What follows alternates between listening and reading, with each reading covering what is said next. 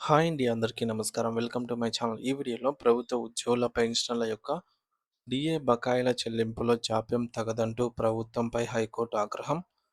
పూర్తి సమాచారాన్ని ఈ వీడియోలో తెలుసుకుందాము. వీడియో ఎక్కడే గానీ స్కిప్ చేయకుండా ఎండ్ వరకు చూసేయండి. అప్పుడు ఇన్ఫర్మేషన్ పూర్తిగా అర్థమవుతుంది.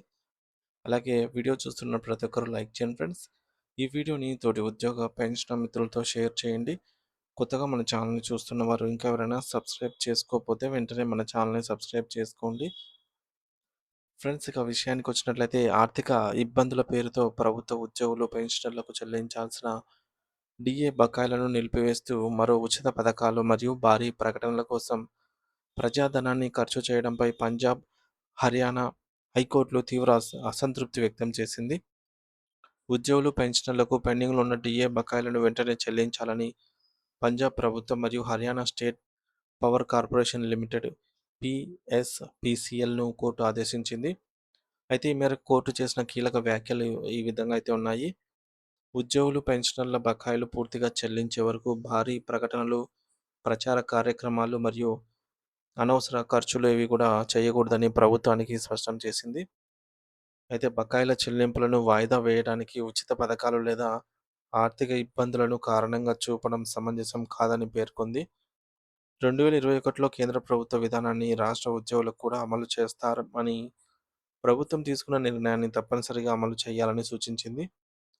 అయితే పెన్షనర్ల బకాయిలను 5 ఏళ్లలో 42 వాయిదాలుగా చెల్లిస్తామన్నటువంటి ప్రభుత్వ ప్రతిపాదనను కోర్టు తిరస్కరించింది. మరి ఈ మేరకు కోర్టు అభిప్రాయం ఏంటంటే, ప్రభుత్వం ఒకవైపు ఆర్థిక ఇబ్బందులు ఉన్నాయని చెబుతూ ఉద్యోగుల హక్కులను నిలిపివేస్తూ, మరోవైపు ఉచితాలు, ప్రచారాల కోసం భారీగా ఖర్చులు చేయడం సంక్షేమ పాలనకు విరుద్ధమని కోర్టు వ్యాఖ్యానించింది. అయితే ప్రచార ఖర్చులను చూపించి ఉద్యోగుల న్యాయబద్ధమైన హక్కులను నిరాకరించడం సమర్థనీయం కాదని స్పష్టం చేసింది. అలాగే గతంలో సింగిల్ బెంచ్ ఇచ్చినటువంటి డీఏ బకాయిల చెల్లింపు ఆదేశాలను సవాలు చేస్తూ ప్రభుత్వం దాఖలు చేసిన అప్పీల్‌ను డివిజన్ బెంచ్ కొట్టివేసింది. పెండింగ్ డీఏ బకాయిలను తక్షణమే విడుదల చేయాలని మరోసారి ఆదేశించింది.